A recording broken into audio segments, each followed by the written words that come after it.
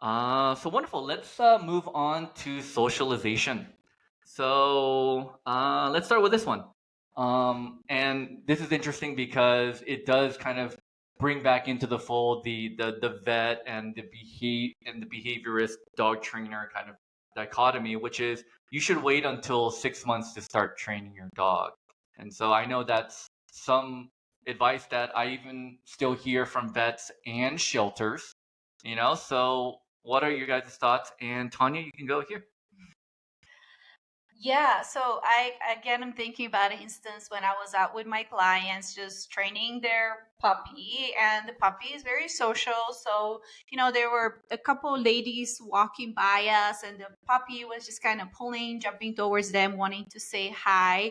And it was obvious that we were training the puppy and kind of redirecting. And then the lady goes, "This puppy is too young. You should wait until they're 6 months to start training." I'm like, well, how did she come up with this idea? Why is this puppy too young? If the puppy practices jumping up towards and lunging towards people for 6 months, when they're big dog, like the puppy's parents are going to be quite unhappy. And then they may need to figure out, well, maybe I need some sort of a tool to make sure I contain this dog because I really don't like this behavior. But I think that typically this advice comes from just old days when we know that all we had was just punishment based training, and we didn't want to mess dogs up by giving the heavy hand too early in Oh, life. interesting. And that's why No. we waited until later in life to start training them officially to do the obedience training. Love that. That's a very interesting take. I've never thought about that before, but that seems like it could be really accurate, right? Like we don't want to create these super fearful puppies by using a heavier hand, but we'll just wait until they're a little bit older to apply those types of methods. You're too cute for me to beat up right now. I'll wait a little bit. Yeah. Oh, yeah. I mean, so it's really tough, especially living in New York City with disgusting streets, and you guys probably get a little bit of that in Denver too, right? So you don't always have access to a fresh patch of grass that is your dog has been on.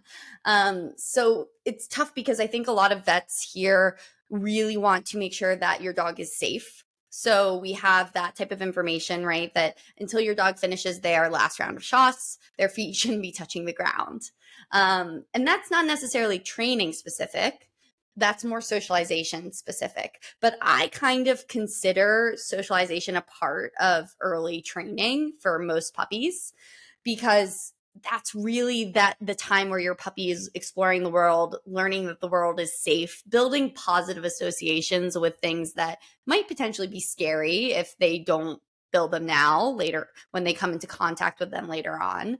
So I think that we have to balance, again, the need for dog health versus behavioral health. Yeah. So body health versus behavioral health.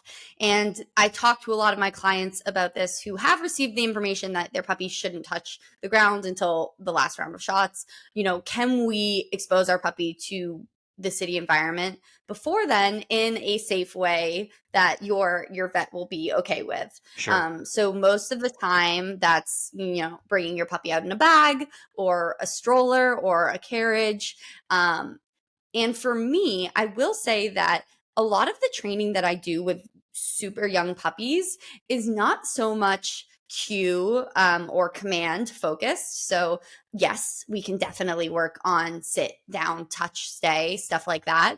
But I really prioritize that building of positive association. So let's go hang out outside and reinforce your puppy with a little bit of a treat every time a dog passes by. Let's focus on your puppy looking at you outside after a dog passes by. Let's treat your puppy when they hear the sound of a motorcyclist or the bus backfires. So really thinking about building up a puppy who's going to be solid behaviorally, ideally for life, more so than working on specific cues although we can, of course, work on those as well. I just think that the priority should be placed on socialization. Mhm. Yeah, it just awkwardly. It made me think of COVID, right? I think when COVID first started, I think there were a group of people that were in the health space of we need to protect as many people as we can because we don't know what this is, and we're just gonna err on the side of that, right? And so vets might be there too, where they're like, well, there might be these other downstream effects, but like our like motivation right now just might be the immediate health of this puppy, right?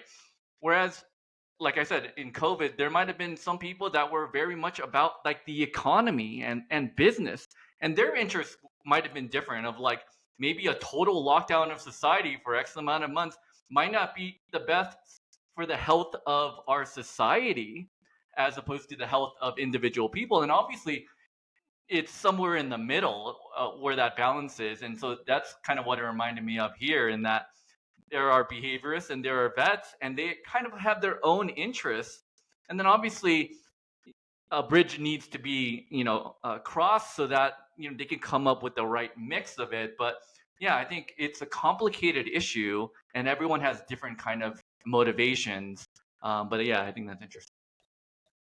Yeah. And that's why we want to provide options for everybody, right? So maybe some people can start walking their dogs after their first or second round of vaccines, and they're okay with it as long as the dog's not eating, too many things off the ground. Or we know that it's like places where other dogs have gone to the bathroom is where we need to be aware of. So there's going to be those people, and there's going to be people who are much more fearful and aware of those. And for them, just knowing that they have the options that, as Maddie mentioned, like we can take them out on a stroller or a carrier, or maybe we can put a blanket down and go to the park, bring a super big blanket, like he's not going to touch the grass, or park somewhere with your window open and listen to traffic and watch, dogs and people go by, or go by a school and do that same thing. I just think it's important for us to just make sure that the message is out there, that there are things that you can do. Just because your puppy is not supposed to touch the ground, let's say, you have to just keep that puppy inside. I have seen the results of this firsthand, of puppies being very fearful when they're now able to go out, and either their mind is going to be blown and they're going to have these over the top behaviors because every person and every dog is the most amazing thing they've ever seen. And now we got to do so much more work to help desensitize and calm this puppy down. Or they're going to be freaked out. What about this bike that just went by? Or this person is like walking all weird, and it's just so much more work. Yeah. So there are options. Yeah, absolutely. I definitely deal with the lack of under-socialized puppy quite often, and it creates a ton of challenges, especially in such a fast-paced environment. Mm-hmm.